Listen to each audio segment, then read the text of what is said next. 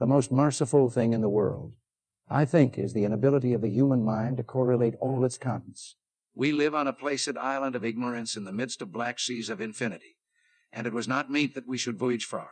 The sciences, each straining in its own direction, have hitherto harmed us little. But some day the piecing together of dissociated knowledge will open up such terrifying vistas of reality and of our frightful position therein, that we shall either go mad from the revelation, or flee from the deedly light into the peace and safety of a new dark age. Philosophists have guessed at the some grandeur of the cosmic cycle wherein our world and human race form transient incidents. They have hinted at strange survivals in terms which would freeze the blood if not masked by a bland optimism. But it is not from them that there came the single glimpse of forbidden eons which chills me when I think of it and maddens me when I dream of it.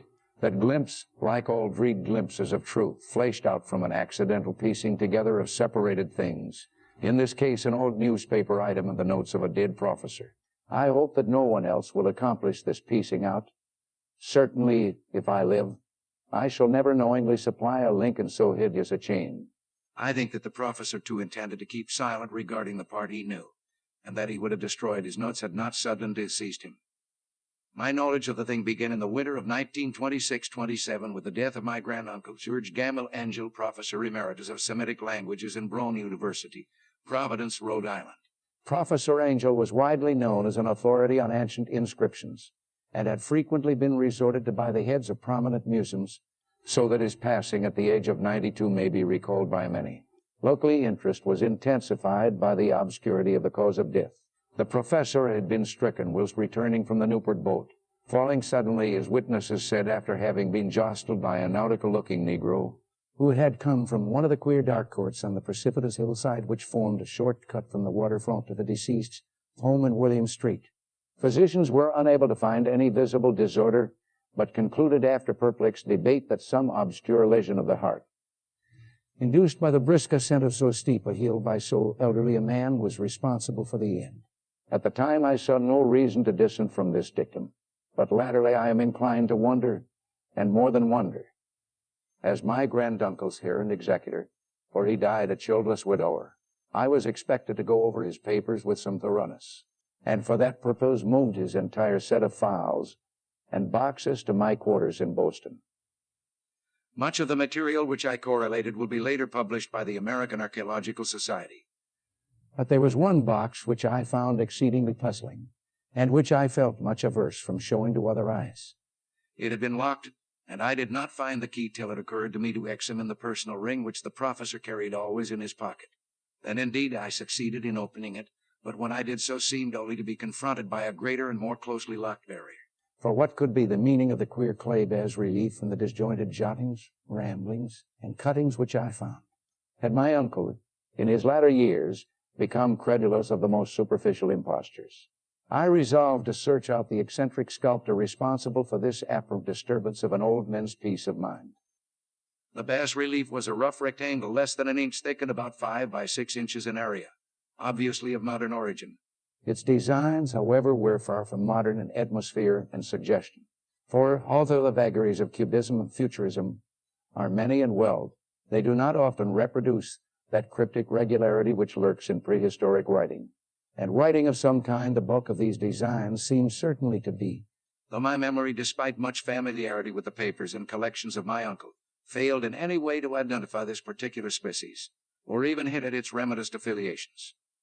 Above these apparent hieroglyphics was a figure of evidently pictorial intent, though its impressionistic execution forbade a very clear idea of its nature. It seemed to be a sort of monster, or symbol representing a monster, of a form which only a diseased fancy could conceive. If I say that my somewhat extravagant imagination yielded simultaneous pictures of an octopus, a dragon, and a human caricature, I shall not be unfaithful to the spirit of the thing. A pulpy, tentacled head surmounted a grotesque and scaly body with rudimentary wings, but it was the general outline of the whole which made it most shockingly frightful. Behind the figure was a vague suggestion of a cyclopean architectural background.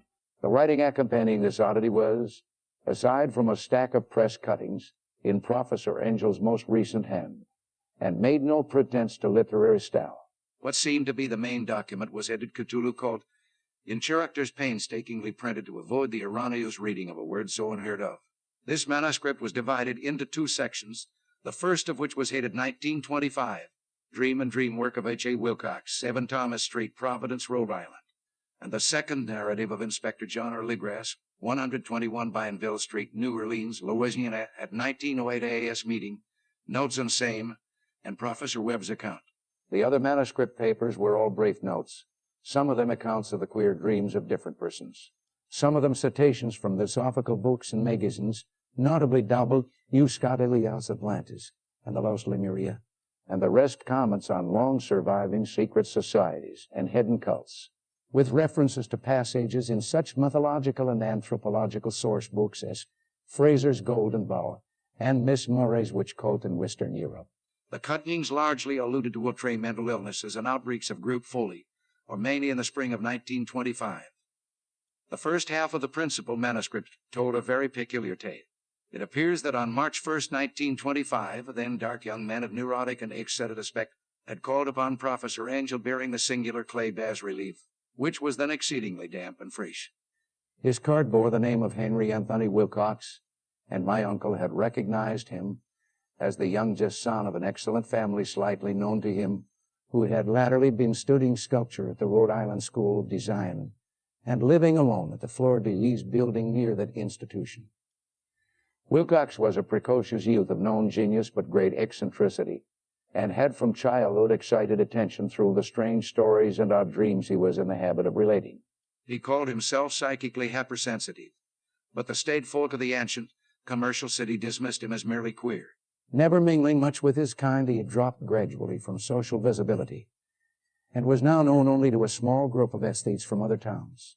Even the Providence Art Club, anxious to preserve its conservatism, had found him quite hopeless. On the occasion of the visit, ran the professor's manuscript. The sculptor abruptly asked for the benefit of his archaeological knowledge in identifying the hieroglyphics on the bas-relief. He spoke in a dreamy, stilted manner which suggested pose and alienated sympathy, and my uncle showed some sharpness in replaying, for the conspicuous freshness of the tablet implied kinship with anything but archaeology. Young Wilcox's rejoinder, which impressed my uncle enough to make him recall and record it verbatim, was of a fantastically poetic cast which must have typified his old conversation, and which I have since found highly characteristic of him. He said, "It is new indeed, for I made it last night in a dream of strange cities." And dreams are older than brooding Tyre, or the contemplative Sphinx, or garden-girdled Babylon. It was then that he began that rambling tale which suddenly played upon a sleeping memory and won the fevered interest of my uncle. There had been a slight earthquake tremor the night before.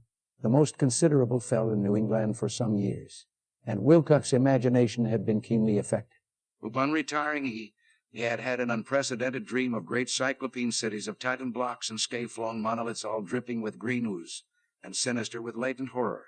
Hieroglyphics had covered the walls and pillars, and from some undetermined point below had come a voice that was not a voice, a chaotic sensation which only fancy could transmute into sound, but which he attempted to render by the almost unpronounceable jumble of letters, Cthulhu Fortein. This verbal jumble was the key to the recollection which excited and disturbed Professor Angel. He questioned the sculptor with scientific monotonous, and studied with almost frantic intensity the bas-relief on which the youth had found himself working, chilled and clad only in his night clothes, when waking had stolen bewilderingly over him. My uncle blamed his old age, Wilcox afterward said, for his slowness in recognizing both hieroglyphics and pictorial design.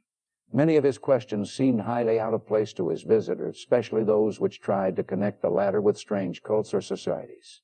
And Wilcox could not understand the repeated promises of silence which he was offered in exchange for an admission of membership in some widespread mystical or paganly religious body. When Professor Angel became convinced that the sculptor was indeed ignorant of any cult or system of cryptic lore, he besieged his visitor with demands for future reports of dreams. This bore regular fruit, for after the first interview the manuscript records daily calls of the young man, during which he related startling fragments of nocturnal imagery, whose burden was always some terrible cyclopean vista of dark and dripping stone, with a subterranean voice or intelligence, showing monotonous, in enigmatical sense impacts uninscribable save as gibberish. The two sounds most frequently repeated are those rendered by the letters Cthulhu and Alive. On March 23rd, the manuscript continued Wilcox failed to appear. And inquiries at his quarters revealed that he had been stricken with an obscure sort of fever and taken to the home of his family in Waterman Street. Had cried out in the night, arousing several other artists in the building, and had manifested since then only alternations of unconsciousness and delirium. My uncle at once telephoned the family, and from that time forward kept close watch of the case, calling often at the Thayer Street office of Dr. Tabay, whom he learned to be in charge. The youth's febrile mind, apparently, was dwelling on strange things, and the doctor shuddered now and then as he spoke of them. They included not only a repetition of what he had formerly dreamed, but touched wildly on a gigantic thing miles high which walked or lumbered about. He had no time fully described this object, but occasional frantic words, as repeated by Dr. Tabay, convinced the professor that it must be identical with the nameless monstrosity he had sought to depict in his dream sculpture. Reference to this object, the doctor added, was invariably a prelude to the young man's subsidence into lethargy. His temperature, oddly enough, was not greatly above normal, but the whole condition was otherwise such as to suggest true fever, rather than mental disorder. On April 2nd at about 3 p.m., every trace of Wilcox's malady suddenly ceased. He sat upright in bed, astonished to find himself at home and completely ignorant of what had happened in dream or reality since the night of March 22nd. Pronounced well by his physician, he returned to his quarters in 3 days. But to Professor Angel he was of no further assistance. All traces of strange dreaming had vanished with his recovery, and my uncle kept no record of his night thoughts after a week of pointless and irrelevant accounts of thoroughly usual visions. Here the first part of the manuscript ended, but references to certain of the scattered notes gave me much material for thought. So much, in fact, that only the ingrained skepticism then forming my philosophy can account for my continued distrust of the artist. The notes in question were those descriptive of the dreams of various persons covering the same period as that in which young Wilcox had had strange visitations. My uncle, it seems, had quickly instituted a prodigiously far-flung body of inquiries amongst nearly all the friends whom he could question without impertinence, asking for nightly reports of their dreams and the dates of any notable visions for some time past. The reception of his request seems to have been varied, but he must, at the very least, have received more responses than any ordinary man could have handled without a secretary. This original correspondence was not preserved, but his notes formed a thorough and really significant digest. Average people in society and business, New England's traditional salt of the earth, gave an almost completely negative result. Though scattered cases of uneasy but formless nocturnal impressions appear here and there always between March 23rd and April 2nd, the period of young Wilcox's delirium. Scientific men were a little more affected, though 4 cases of vague description suggest fugitive glimpses of strange landscapes, and in one case there's mentioned a dread of something abnormal. It was from the artist, and puts that the pertinent answers came, and I know that panic would have broken loose had they been able to compare notes. As it was lacking their original letters, I have suspected the compiler of having asked leading questions, or of having adduced the correspondence in corroboration of what he had latently resolved to see. That is why I continue to feel that Wilcox, somehow cognizant of the old data which my uncle had possessed, had been imposing on the veteran scientist. These responses from aesthetes told a disturbing tale.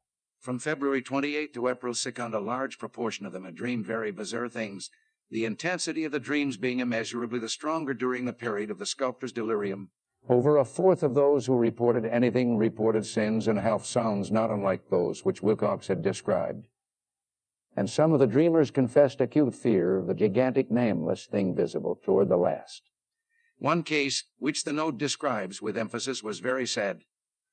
The subject, a widely known architect with leanings toward theosophy and occultism, went violently insane on the date of young Wilcox's issue, and expired several months later after incessant screamings to be saved from some escaped denizen of hell. Had my uncle referred to these cases by name instead of merely by number, I should have attempted some corroboration and personal investigation. But as it was, I succeeded in tracing down only a few. All of these, however, bore out the notes in full. I've often wondered if all the objects of the professor's questioning felt as puzzled as did this fraction. It is well that no explanation shall ever reach them. The press cuttings, as I have intimated, touched on cases of panic, mania, and eccentricity during the given period. Professor Angel must have employed a cutting bureau, for the number of extracts was tremendous and the sources scattered throughout the globe. Here was a nocturnal suicide in London, where a lone sleeper had leaped from a window after a shocking cry. Here likewise a rambling letter to the editor of a paper in South America, where a fanatic deduces a dire future from visions he has seen. A dispatch from California describes the theosophist colony as donning white robes en masse for some glorious fulfillment which never arrives, whilst items from India speak heartedly of serious native unrest toward the end of March. Voodoo orgies multiply in Haiti, and African outposts report ominous mutterings. American officers in the Philippines find certain tribes bothersome about this time, and New York policemen are mobbed by hysterical evidence on the night of March 22-23. The west of Ireland, too, is full of wild rumor and legendary, and a fantastic painter named Ardor's bonnet hangs a blasphemous dream landscape in the Paris Spring Salon of 1926. And so numerous are the recorded troubles in insane asylums that only a miracle can have stopped the medical fraternity from noting strange parallelisms and drawing mystified conclusions. Weird bunch of cuttings, all told, and I can at this date scarcely envisage the callous rationalism with which I set them aside. But I was then convinced that young Wilcox had known of the older matters mentioned by the professor. Part 2. The Tale of Inspector Legras. The older matters which had made the sculptor's dream and bas relief so significant to my uncle formed the subject of the second half of his long manuscript. Once before, it appears, Professor Angel had seen the hellish outlines of the nameless monstrosity, puzzled over the unknown hieroglyphics, and heard the ominous syllables which can be rendered only as Cthulhu. And all this in so stirring and horrible a connection that it is small wonder he pursued young Wilcox with queries and demands for data. This earlier experience had come in 1908, 17 years before, when the American Archaeological Society held its annual meeting in St. Louis. Professor Angel, as befitted one of his authority and attainments, had had a prominent part in all the deliberations, and was one of the first to be approached by the several outsiders who took advantage of the convocation to offer questions for correct answering and problems for expert solution. The chief of these outsiders, and in a short time the focus of interest for the entire meeting, was a commonplace-looking middle-aged man who had traveled all the way from New Orleans for certain special information unobtainable from any local source. His name was John Raymond Legras, and he was by profession an inspector of police. With him he bore the subject of his visit, a grotesque, repulsive, and apparently very ancient stone statuette whose origin he was at a loss to determine. It must not be fancied that Inspector Legras had the least interest in archaeology. On the contrary, his wish for enlightenment was prompted by purely professional considerations. The statuette, idol, fetish, or whatever it was, had been captured some months before in the wooded swamps south of New Orleans during a raid on a supposed voodoo meeting, and so singular and hideous were the rites connected with it that the police could not but realize that they had stumbled on a dark cult totally unknown to them, and infinitely more diabolic than even the blackest of the African voodoo circles. Of its origin, apart from the erratic and unbelievable tales extorted from the captured members, absolutely nothing was to be discovered. Hence the anxiety of the police for any antiquarian lore which might help them to place the frightful symbol and through it track down the cult to its fountain head. Inspector Legras was scarcely prepared for the sensation which his offering created. One sight of the thing had been enough to throw the assembled men of science into a state of tense excitement, and they lost no time in crowding around him to gaze at the diminutive figure whose utter strangeness and air of genuinely abysmal antiquity hinted so potently at unopened and archaic vistas. No recognized school of sculpture had animated this terrible object. Yet centuries and even thousands of years seemed recorded in its dim and greenish surface of unperceivable stone. The figure, which was finally passed slowly from man to man for close and careful study, was between 7 and 8 inches in height, and of exquisitely artistic workmanship.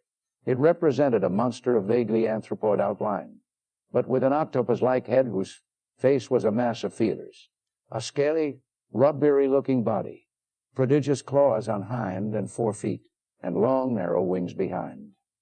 This thing, which seemed instinct with a fearsome and unnatural malignancy, was of a somewhat bloated corpulence, and squatted evilly on a rectangular block or pedestal covered with undecipherable characters. The tips of the wings touched the back edge of the block. The seat occupied the center, whilst the long curved claws of the doubled-up, crouching hind legs gripped the frontage and extended a quarter of the way down toward the bottom of the pedestal. The cephalopod head was bent forward, so that the ends of the facial feelers brushed the backs of huge forepaws which clasped the croucher's elevated knees. The aspect of the whole was abnormally lifelike, and the more simply fearful because its source was so totally unknown. Its vast orzum and incalculable age was unmistakable. Yet not one link did it show with any known type of or belonging to civilization's youth, or indeed any other time. Totally separate and apart, its very material was a mystery. But the soapy greenish-black stone with its golden or iridescent flecks and striations resembled nothing familiar to geology or mineralogy. The characters along the base were equally baffling, and no member present, despite a representation of half the world's expert learning in this field, could form the least notion of even their remotest linguistic kinship. They, like the subject and material, belonged to something horribly remote and distinct from mankind as we know it, something frightfully suggestive of old and unhallowed cycles of life, in which our world and our conceptions have no part. And yet, as the members severally shook their heads and confessed defeat at the inspector's problem, there was one man in that gathering who suspected a touch of bizarre familiarity in the monstrous shape and writing, and who presently told with some diffidence of the odd trifle he knew. This person was the late William Channing Webb, professor of anthropology in Princeton University, and an explorer of no slight note. Professor Webb had been engaged 48 years before in a tour of Greenland and Iceland in search of some runic inscriptions which he failed to unearth, and whilst high up on the West Greenland coast had encountered a singular tribe or cult of degenerate Eskimos whose religion, curious form of devil worship, chilled him with its deliberate bloodthirstiness and repulsiveness. It was a faith of which other Eskimos knew little, and which they mentioned only with shudder, saying that it had come down from horribly ancient eons before ever the world was made. Besides nameless rites and human sacrifices, there were certain queer hereditary rituals addressed to a supreme elder devil or Tornusuk. And of this Professor Webb had taken a careful phonetic copy from an aged Angakok, a wizard pressed, expressing the sounds in Roman letters as best he knew how. But just now of prime significance was the fetish which this cult had cherished, and around which they danced when the aurora leaped high over the edge cliffs. It was, the professor stated, a very crude bas-relief of stone comprising a head-use picture and some cryptic writing, and as far as he could tell, it was a rough parallel in all essential features of the bestial thing now lying before the meeting. These data, received with suspense and astonishment by the assembled members, proved doubly exciting to Inspector Legrès, and he began at once to ply his informant with questions. Having noted and copied an oral ritual among the swamp cult worshippers his men had arrested, he besought the professor to remember as best he might the syllables taken down amongst the diabolist Eskimos. There then followed an exhaustive comparison of details, and a moment of really odd silence, when both detective and scientist agreed on the virtual identity of the phrase common to two hellish rituals so many worlds of distance apart. What in substance but the Eskimo wizards and the Louisiana swamp priests had chanted to their kindred idols was something very like this. The word divisions being guessed at from traditional breaks in the phrase as chanted aloud from Glingo, Nave, Cthulhu, Relia, Wiganego, Fotain. Legrès had one point in advance of Professor Webb, for several among his mongrel prisoners had repeated to him what older celebrants had told them the words meant. This text is given ran something like this: in his house at lie dead Cthulhu waits dreaming. And now, in response to a general urgent demand, Inspector Legrès related as fully as possible his experience with the swamp worshippers, telling a story to which I could see my uncle attached profound significance. It savored of the wildest dreams of mythmaker and falsifist, and disclosed an astonishing degree of cosmic imagination among such half-castes and pariahs as might be least expected to possess it. On November 1st, 1907, there had come to New Orleans police a frantic summons from the swamp and lagoon country to the south. The squatters there, mostly primitive but good-natured descendants of Laffid's men, were in the grip of stark terror from an unknown thing which had stolen upon them in the night. It was voodoo, apparently, but voodoo of a more terrible sort than they had ever known. And some of their women and children had disappeared since the malevolent tom-tom had begun its incessant beating far within the black haunted woods where no dweller ventured. There were insane shouts and harrowing screams, soul-chilling chants and dancing devil flames. And the frightened messenger added, the people could stand it no more. So a body of 20 police, filling 2 carriages and an automobile, had set out in the late afternoon with the shivering squatter as a guide. At the end of the passable road they alighted, and for miles splashed on in silence through the terrible cypress woods where day never came. Ugly roots and malignant hanging noses of Spanish moss beset them. And now and then a pile of dank stones or fragments of a rotting wood intensified by its hint of morbid habitation and depression which every malformed tree and every fungus islet combined to create. At length the squatter settlement, a miserable huddle of huts, hove in sight, and hysterical dwellers ran out to cluster around the group of bobbing lanterns. The muffled beat of tom-toms was now faintly audible far ahead, and a curdling shriek came at infrequent intervals when the wind shifted. A reddish glare, too, seemed to filter through the pale undergrowth beyond endless avenues of forest night. Reluctant even to be left alone again, each one of the cod squatters refused point-blank to advance another each toward the scene of unholy worship. So Inspector Legras and his 19 colleagues plunged on unguided into black arcades of horror that none of them had ever trod before. The region now entered by the police was one of traditionally evil repute, substantially unknown and untraversed by white men. There were legends of a hidden lake unglimpsed by mortal sight in which dwelt a huge, formless white polypus thing with luminous eyes. And squatters whispered that bat-winged devils flew up out of caverns in inner earth to worship it at midnight. They said it had been there before d'Iberville, before La Salle, before the Indians, and before even the wholesome beasts and bards of the woods. It was nightmare itself, and to see it was to die. But it made men dream, and so they knew enough to keep away. The present voodoo orgy was, indeed, on the merest fringe of this abhorred area, but that location was bad enough. Hence, perhaps, the very place of the worship had terrified the squatters more than the shocking sounds and incidents. Only poetry or madness could do justice to the noises heard by Legras' men as they plowed on through the black morass toward the red glare and the muffled tom-toms. There are vocal qualities peculiar to men and vocal qualities peculiar to beasts, and it is terrible to hear the one when the source should yield the other. Animal fury and argistic license here whipped themselves to demoniac heights by howls and squawking ecstasies that tore and reverberated through those nighted woods like pestilential tempests from the gulfs of hell. Now and then the less organized ululations would cease, and from what seemed a well-drilled chorus of hoarse voices would rise and sing some chant that hideous phrase or ritual. Funglim Lunave Cthulhu lie within Engelfotain. Then the men, having reached a spot where the trees were thinner, came suddenly in sight of the spectacle itself. 4 of them reeled, 1 fainted, and 2 were shaken into a frantic cry which the mad cacophony of the orgy fortunately deadened. Legras dashed swamp water on the face of the fainting man, and all stood trembling and nearly hypnotized with horror. In a natural glade of the swamp stood a grassy island of perhaps an acre's extent, clear of trees and tolerably dry.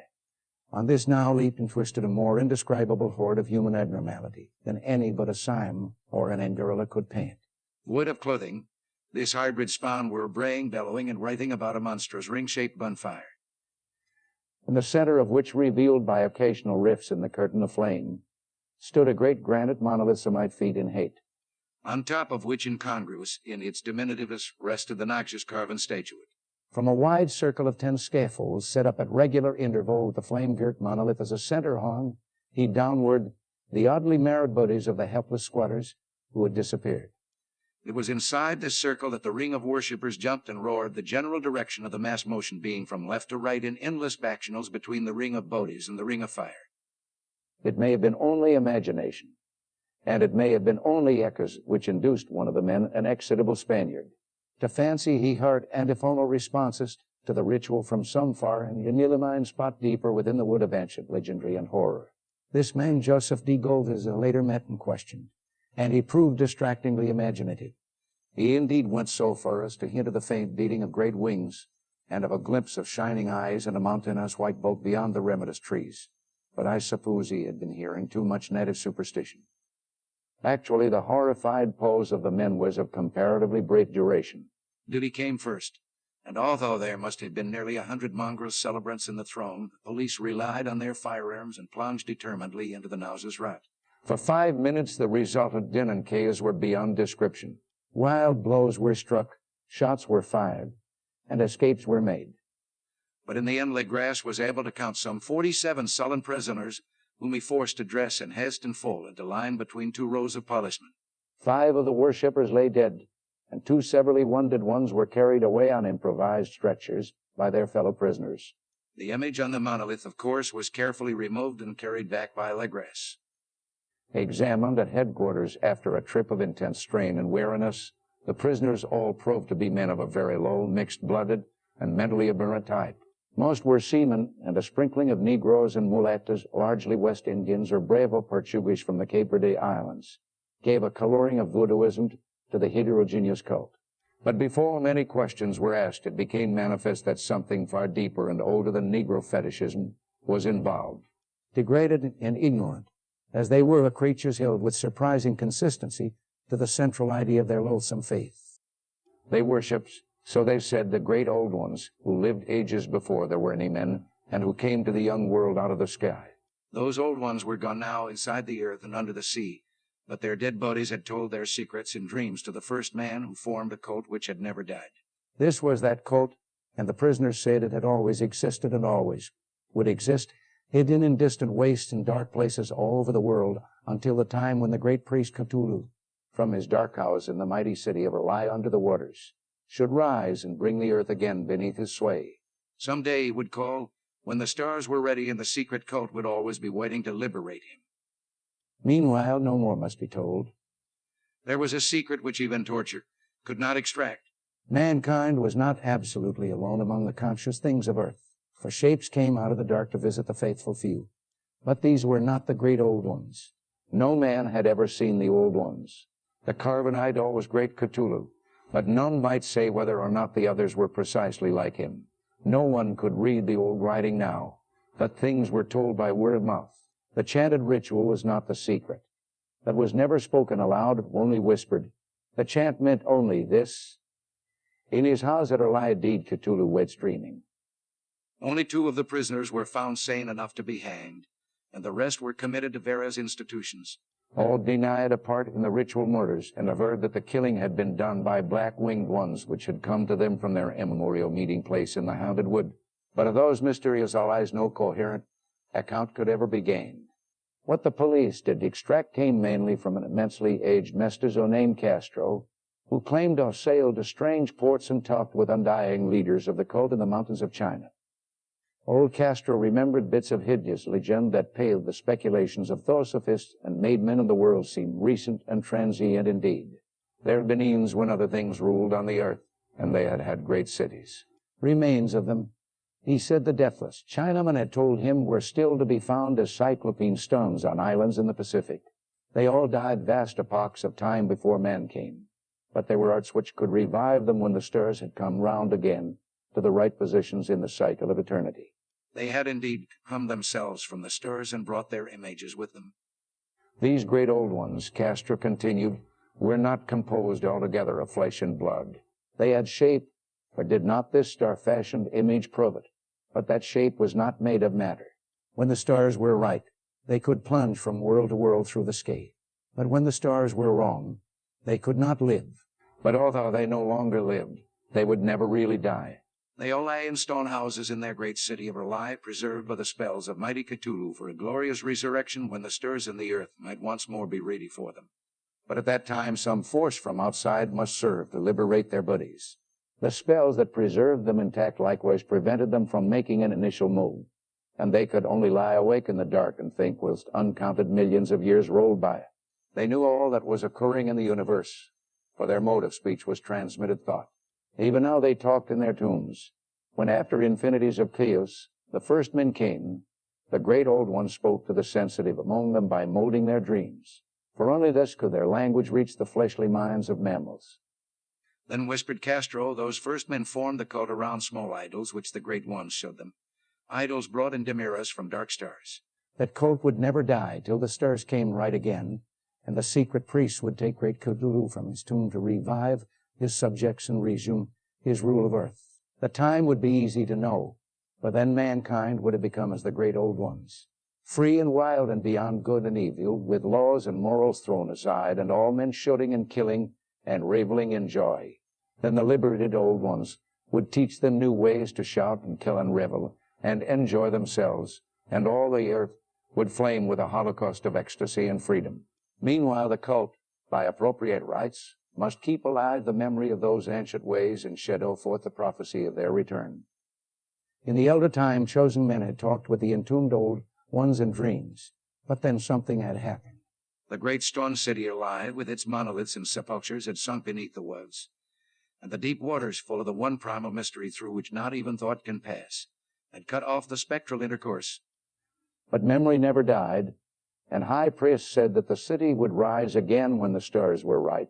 Then came out of the earth the black spirits of earth, moldy and shadowy, and full of dim rumors picked up in caverns beneath forgotten sea bottoms. But of them old Castor dared not speak much. He cut himself off hurriedly, and no amount of persuasion or subtlety could elicit more in this direction. The size of the old ones, too, he curiously declined to mention. Of the cult, he said that he thought the center lay amid the pathless deserts of Arabia, where Iram, the city of pillars, dreams hidden and untouched. It was not allied to the European witch cult, and was virtually unknown beyond its members. No book had ever really hinted of it. Now the deathless Chinaman said that there were double meanings in the Necronomicon of the mad Arab Abdul al-Hazard, which the initiated might read as they chose, especially the much-discussed couplet, that is not dead which can eternal lie, and with strange eons even death may die. Legras, deeply impressed and not a little bewildered, had inquired in vain concerning the historic affiliations of the cult. Castro apparently had told the truth when he said that it was wholly secret. The authorities at Tulane University could shed no light upon either cult or image, and now the detective had come to the highest authorities in the country and met with no more than the Greenland tale of Professor Webb. The feverish interest aroused at the meeting by Legras' tale, corroborated as it was by the statute, is echoed in the subsequent correspondence of those who attended, although scant mention occurs in the formal publication of the society. Caution is the first care of those accustomed to face occasional charlatanry and imposture. Legras for some time lent the image to Professor Webb, but at the latter's death it was returned to him and remains in his possession, where I viewed it not long ago. It is truly a terrible thing and unmistakably akin to the dream sculpture of young Wilcox. That my uncle was excited by the tale of the sculptor I did not wonder, for what thoughts must arise upon hearing after a knowledge of what Legras had learned of the cult. Of a sensitive young man who had dreamed not only of the figure and exact hieroglyphics of the swamp-found image and the Greenland Devil Tablet, but had come in his dreams upon at least 3 of the precise words of the formula uttered alike by Eskimo diabolists and mongrel Orzinans. Professor Angel's instant start on an investigation of the utmost thoroughness was eminently natural. Though probably suspected young Wilcox of having ordered the cult in some indirect way and of having invented a series of dreams to heighten and continue the mystery at my uncle's expense. The dream narratives and cuttings collected by the professor were, of course, strong corroboration. But the rationalism of my mind and the extravagance of the whole subject led me to adopt what I thought the most sensible conclusions. So, after thoroughly studying the manuscript again and correlating the theosophical and anthropological notes with the cult narrative of Legras, I made a trip to Providence to see the sculptor and give him the rebuke I thought proper for so boldly imposing upon a learned and aged man. Wilcox still lived alone in the Fleur de Lis building in Thomas Street. Hideous Victorian imitation of 17th century Britain architecture which flaunts its stuccoed front amidst the lovely colonial houses on the ancient hill. And under the very shadow of the finest Georgian steeple in America. I found him at work in his rooms and at once conceded from the specimens scattered about that his genius is indeed profound and authentic. He will, I believe, be heard from some time as one of the great decadents. For he has crystallized in clay and will one day mirror in marble those nightmares and fantasies which Arthur Machen evokes in prose and Clark Ashton Smith makes visible in verse and in painting. Dark, frail, and somewhat unkempt in aspect, he turned languidly at my knock and asked me my business without rising. When I told him who I was, he displayed some interest. For my uncle had excited his curiosity in probing his strange dreams, yet had never explained the reason for the study. I did not enlarge his knowledge in this regard, but sought with some subtlety to draw him out. In a short time I became convinced of his absolute sincerity, for he spoke of the dreams in a manner none could mistake. They, in their subconscious residuum, had influenced his art profoundly, and he showed me a morbid statue whose contours almost made me shake with the potency of its black suggestion. He could not recall having seen the original of this thing except in his own dream bas relief, but the outlines had formed themselves insensibly under his hands. It was No doubt that Jack Shapey had raved of in delirium, that he really knew nothing of the head and cult, save from what my uncle's relentless catechism had let fall, he soon made clear. And again I strove to think of some way in which he could possibly have received the word impressions. He talked of his dreams in a strangely poetic fashion, making me see with terrible vividness the damp cyclopean city of slimy greenstone, whose geometry, he oddly said, was all wrong, and hear with frightened expectancy the ceaseless, half-mental calling from underground, Cthulhu Fatain, Cthulhu Fatain.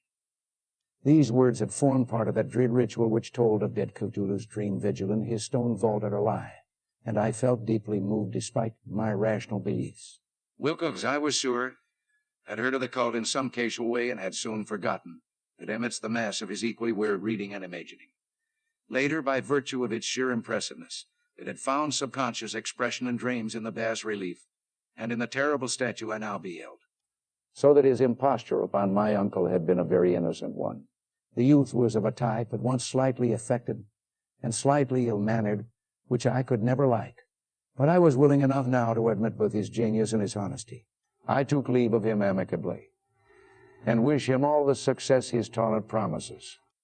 The matter of the cult still remained to fascinate me, and at times I had visions of personal fame from researches into its origin and connections.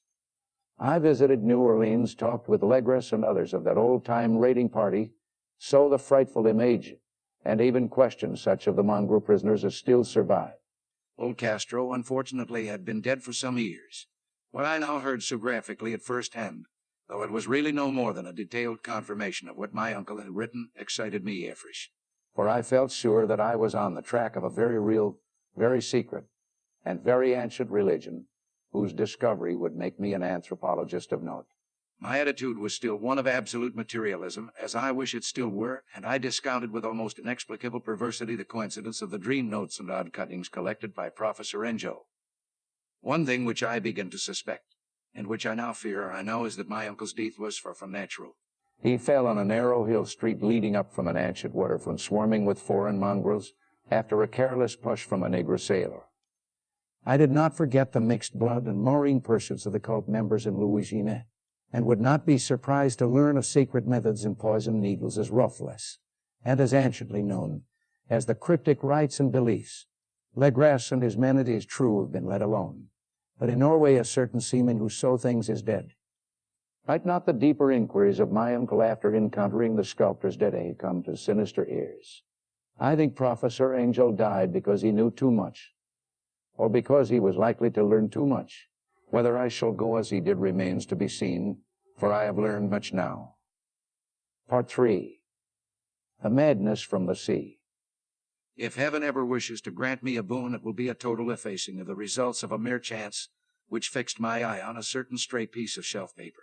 It was nothing on which I would naturally have stumbled in the course of my daily round, for it was an old number of an Australian journal, Sydney Bulletin for April 18, 1925. It had escaped even the cutting bureau, which had at the time of its issuance been avidly collecting material for my uncle's research. I had largely given over my inquiries into what Professor Angel called the Cthulhu cult, and was visiting a learned friend of Patterson, New Jersey, the curator of a local museum, and a mineralogist of note. Examining one day the reserve specimens roughly set on the storage shelves in a rear room of the museum, my eye was caught by an odd picture in one of the old papers spread beneath the stones. It was the Sydney Bulletin I have mentioned, for my friend has wide affiliations in all conceivable foreign parts. And the picture was a half-tone cut of a headstone image almost identical with it which Legras had found in the swamp. Eagerly clearing the sheet of its precious contents, I scanned the item in detail, and was disappointed to find it of only moderate length. What it suggested, however, was of portentous significance to my flagging quest, and I carefully tore it out for immediate action. It read as follows: Mystery derelict found at sea. Vigilant arrives with helpless armed New Zealand yacht in tow. One survivor, dead men found aboard. Tale of desperate battle and deaths at sea. Rescued seaman refuses particulars of strange experience. Auredo found in his possession. Inquiry to follow. The Morrison Company's freighter Vigilant, bound from Valparaiso, arrived this morning at its wharf in Darling Harbor, having in tow the battered and disabled, but heavily armed steam yacht Alert of Dunedin in New Zealand, which was sighted April 12th in south latitude 34 degrees 21 minutes, west longitude 152 degrees 17 minutes, with 1 living and 1 dead man aboard. The Vigilant left Valparaiso March 25th, and on April 2nd was driven considerably south of her course by exceptionally heavy storms and monster waves. On April 12th, the derelict was sighted, and though apparently deserted, was found upon boarding to contain 1 survivor in a half-delirious condition and 1 man who had evidently been dead for more than a week. The living man was clutching a horrible stone idol of unknown origin, about 1 foot in height, regarding whose nature authorities at Sydney University, the Royal Society, and the museum in College Street all profess complete bafflement, and which the survivor says he found in the cabin of the yacht in a small curved shrine of common pattern. This man, after recovering his senses, told an exceedingly strange story of piracy and slaughter. He is Gustav Johansen, a Norwegian of some intelligence, and had been second mate of the 2-masted schooner Im of Auckland, which sailed for Callao February 20th, with a complement of 11 men. The Emma, he says, was delayed and thrown widely south of her course by the great storm of March 1st, and on March 2nd, in south latitude 49 degrees 51 minutes, west longitude 128 degrees 34 minutes, encountered the Allard, manned by a queer and evil-looking crew of canakas and half-castes. Being ordered peremptorily to turn back, Captain Collins refused, whereupon the strange crew began to fire savagely and without warning upon the schooner with a peculiarly heavy batter of brass cannon forming part of the yacht's equipment.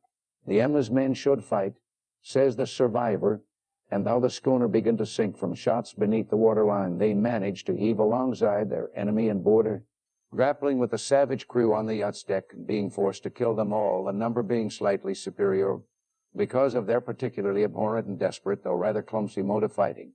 3 of the Emma's men, including Captain Collins and First Mate Green, were killed, and the remaining 8 under Second Mate Johansen proceeded to navigate the captured yacht, going ahead in their original direction to see if any reason for their ordering back had existed.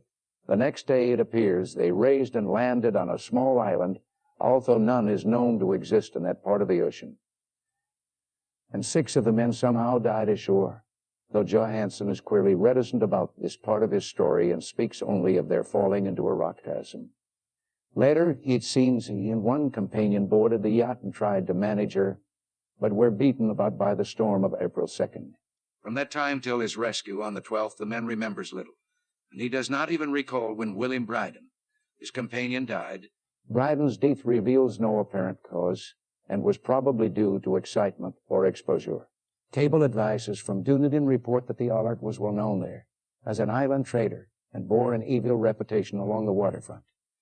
It was owned by a curious group of half-castes whose frequent meetings and night trips to the woods attracted no little curiosity, and it had set sail in great haste just after the storm and earth tremors of March 1st.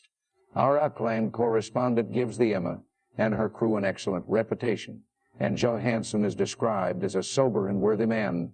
The Admiralty will institute an inquiry on the whole matter beginning tomorrow, at which every effort will be made to induce Johansen to speak more freely than he has done hitherto. This was altogether with a picture of the hellish image, but what a train of ideas it started in my mind. Here were new treasuries of data on the Cthulhu cult, and evidence that it had strange interests at sea as well as on land. What motive prompted the hybrid crew to order back the Emmas they sailed about with their hideous idol? What was the unknown island on which 6 of the Emma's crew had died, and about which the mate Johansen was so secretive? What had the Vice Admiralty's investigation brought out? And what was known of the noxious cult in Dunedin? And most marvelous of all, what deep and more than natural linkage of dates was this which gave a malign and now undeniable significance to the various turns of events so carefully noted by my uncle? March 1st or February 28th, according to the international date line, the earthquake and storm had come. From Dunedin the Allard, and our Noazum crew had darted eagerly forth as if imperiously summoned. And on the other side of the earth, poets and artists had begun to dream of a strange, dank cyclopean city, whilst a young sculptor had molded in his sleep the form of the dreaded Cthulhu. March 23rd, the crew of the Emma landed on an unknown island and left 6 men dead. And on that date, the dreams of sensitive men assumed a heightened vividness and darkened with dread of a giant monster's malign pursuit. Whilst an architect had gone mad and a sculptor had lapsed suddenly into delirium. And what of this storm of April 2nd, the date on which all dreams of the dank city ceased? And Wilcox emerged unharmed from the bondage of strange fever. What of all this? and of those hints of old Castro about the sunken, star-born old ones and their coming reign, their faithful cult and their mastery of dreams. Was I tottering on the brink of cosmic horrors beyond man's power to bear? If so, they must be horrors of the mind alone, for in some way the second of April had put a stop to whatever monstrous menace had begun its siege of mankind's soul. That evening, after a day of hurried cabbling and arranging, I bade my host adieu and took a train for San Francisco. In less than a month, I was in Dunedin, where, however, I found that little was known of the strange cult members who had lingered in the old sea taverns. Waterfront scum was far too common for special mention, though there was vague talk about one inland trip these mongrels had made, during which faint drumming and red flame were noted on the distant hills. In Auckland, I learned that Johansen had returned with yellow hair turned white after a perfunctory and inconclusive questioning at Sydney, and had thereafter sold his cottage in West Street and sailed, with his wife, to his old home in Oslo. Of his stirring experience, he would tell his friends no more than he had told the Admiralty officials, and all they could do was to give me his Oslo address. After that, I went to Sydney and talked profitlessly with seamen and members of the Vice Admiralty Court. I saw the Allard, now sold and in commercial use at Circular Quay in Sydney Cove, but gained nothing from its non-committal book. The crouching image with its cuttlefish-head dragon body, scaly wings, and hieroglyph pedestal was preserved in the museum at Hyde Park, and I stood at it long and well, finding it a thing of balefully exquisite workmanship, and with the same utter mystery, terrible antiquity, and unearthly strangeness of material which I had noted in Ligras's smaller specimen. Geologists, the curator told me, had found it a monstrous puzzle, for they vowed that the world held no rock like it. Then I thought with a shudder of what old Castro had told Ligras about the primal great ones. They had come from the stars and had brought their images with them. Shaken with such a mental revolution as I had never before known, I now resolved to visit mate Johansen in Oslo. Sailing for London, I re-embarked at once for the Norwegian capital, and one autumn day landed at the trim wharves in the shadow of the Egbird. Johansen's address, I discovered, lay in the old town of King Harold Hardred, which kept alive the name of Oslo during all the centuries that the greater city masqueraded as Christiania. I made the brief trip a taxicab, and knocked with palpitant heart at the door of a neat and ancient building with plastered front. A sad-faced woman in black answered my summons, and I was stung with disappointment when she told me in howling English that Gustav Johansen was no more. He had not long survived his return, said his wife, for the doings of sea in 1925 had broken him. He had told her no more than he had told the public, but had left a long manuscript of technical matters, as he said, written in English, evidently in order to safeguard her from the peril of casual perusal. During a walk through a narrow lane near the Gothenburg dock, a bundle of papers falling from an attic window had knocked him down. 2 Lascar sailors at once helped him to his feet, but before the ambulance could reach him, he was dead. Physicians found no adequate cause for the end and laid it to her trouble and a weakened constitution. I now felt gnawing at my vitals that dark terror which will never leave me till I, too, am at rest, accidentally or otherwise. Persuading the widow that my connection with her husband's technical matters was sufficient to entitle me to his manuscript, I bore the document away and began to read it on the London boat. It was a simple, rambling thing, a knave sailor's effort at a post-facta diary, and strove to recall day by day that last awful voyage. I cannot attempt to transcribe it verbatim in all its cloudiness and redundance, but I will tell it's just enough to show why the sound of the water against the vessel's sides became so unendurable to me that I stopped my ears with cotton. Johansen, thank God, did not know quite all, even though he saw the city and the thing. But I shall never sleep calmly again when I think of the horrors that lurk ceaselessly behind life and time and in space, and of those unhallowed blasphemies from outer stars which dream beneath the sea, known and favored by a nightmare cult ready and eager to loose them on the world whenever another earthquake shall heave their monstrous stone city again to the sun and air. Johansen's voyage had begun just as he told it to the Vice Admiralty. The Emma in ballast had cleared Auckland on February 20th, and had felt the full force of that earthquake-born tempest which must have heaved up from the sea bottom the horrors that filled men's dreams. Once more under control, the ship was making good progress when held up by the Ullard on March 22nd, and I could feel the mate's regret as he wrote of her bombardment and sinking. Of the swarthy cult fiends on the Ullard he speaks with significant horror. There was some peculiarly abominable quality about them which made their destruction seem almost a duty. And Johansen shows ingenuous wonder at the charge of ruthlessness brought against his party during the proceedings of the Court of Inquiry. Then, driven ahead by curiosity in their capture, yet under Johansen's command, the men sight a great stone pillar sticking out of the sea, and in south latitude 47 degrees 9 minutes, west longitude 126 degrees 43 minutes, come upon a coastline of mingled marvels and witty cyclopean masonry, which can be nothing less than the tangible substance of Earth's supreme terror, the nightmare corpse city of Erlai, that was built in measureless eons behind history by the vast, loathsome shapes that seep down from the dark stars. There lay great Cthulhu and his hordes, hidden in green slimy vaults and sending out at last, after cycles incalculable, the thoughts that spread fear to the dreams of the sensitive and called imperiously to the faithful to come on a pilgrimage of liberation and restoration. All this Johansen did not suspect, but God knows he soon saw enough. I suppose that only a single mountaintop, the hideous monolith-crowned citadel wherein great Cthulhu was buried, actually emerged from the waters. When I think of the extent of all that may be brooding down there, I almost wish to kill myself forthwith. Johansen and his men were awed by the cosmic majesty of this dripping Babylon of elder demons, and must have guessed without guidance that it was nothing of this or of any sane planet.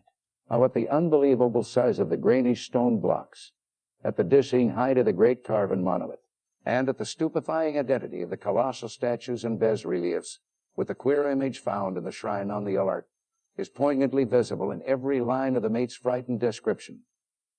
Without knowing what futurism is like, Johansen achieved something very close to it when he spoke of the city. For instead of describing any definite structure or building, he dwells only on the broad impressions of vast angles and stone surfaces too great to belong to anything right or proper for this earth, and impious with horrible images and hieroglyphs. I mention his talk about angles because it suggests something Wilcox had told me of his awful dreams. He had said that the geometry of the dream place he saw was abnormal, non-Euclidean, and loathsomely redolent of spheres and dimensions apart from ours. Now an unlettered seaman felt the same thing whilst gazing at the terrible reality. Johansen and his men landed at a sloping mud bank on this monstrous acropolis and clambered slipperily up over Titan, woolly blocks, which could have been no mortal staircase. The very Son of Heaven seemed distorted when viewed through the polarizing miasma welling out from this sea-soaked perversion, and twisted menace and suspense lurked leeringly in those crazily elusive angles of carven rock, where a second glance showed concavity after the first showed convexity. Something very like fright had come over all the explorers before anything more definite than rock and ooze and weed was seen. Each would have thought that he not feared the scorn of the others, and it was only half-heartedly that they searched, vainly as it proved, for some portable souvenir to bear away. It was Rodriguez the Portuguese who climbed up the foot of the monolith and showed it of what he had found. The rest followed him and looked curiously at the immense carved door with the now familiar squid dragon bas-relief. It was, Johansen said, like a great barn door, and they all felt that it was a door because of the ornate lintel, threshold, and jambs around it, though they could not decide whether it lay flat like a trap door or slantwise like an outside cellar door. As Wilcox would have said, the geometry of the place was all wrong. One could not be sure that the sea and the ground were horizontal, hence the relative position of everything else seemed phantasmally variable. Dryden pushed at the stone in several places without result. Then Donovan felt over it delicately around the edge, pressing each point separately as he went. He climbed interminably along the grota stone molding. That is, one would call it climbing if the thing was not after all horizontal, and the men wondered how any door in the universe could be so vast. Then very softly and slowly, the acre-great panel began to give inward at the top, and they saw that it was balanced. Donovan slid or somehow propelled himself down or along the jamb and rejoined his fellows, and everyone watched the queer recession of the monstrously carven portal. In this fantasy of prismatic distortion, it moved anomalously in a diagonal way, so that all the rules of matter and perspective seemed upset. The aperture was black with a darkness almost material. That tenebrousness was indeed a positive quality, for it obscured such parts of the inner walls as ought to have been revealed and actually burst forth like smoke from its eon long imprisonment, visibly darkening the sun as it slunk away into the shrunken and gibbous sky on flapping membranous wings The odor arising from the newly opened depths was intolerable, and at length the quick-eared Hawkins thought he heard a nasty, slopping sound down there. Everyone listened, and everyone was listening still when it lumbered slobberingly into sight and gropingly squeezed its gelatinous green immensity through the black doorway into the tainted outside air of that poison city of madness. Poor Johansson's handwriting almost gave out when he wrote of this. Of the 6 men who never reached the ship, he thinks 2 perished of pure fright in that accursed instant. The thing cannot be described. There's no language for such abysms of shrieking and immemorial lunacy. Such eldritch contradictions of all matter, force, and cosmic order. A mountain walked or stumbled.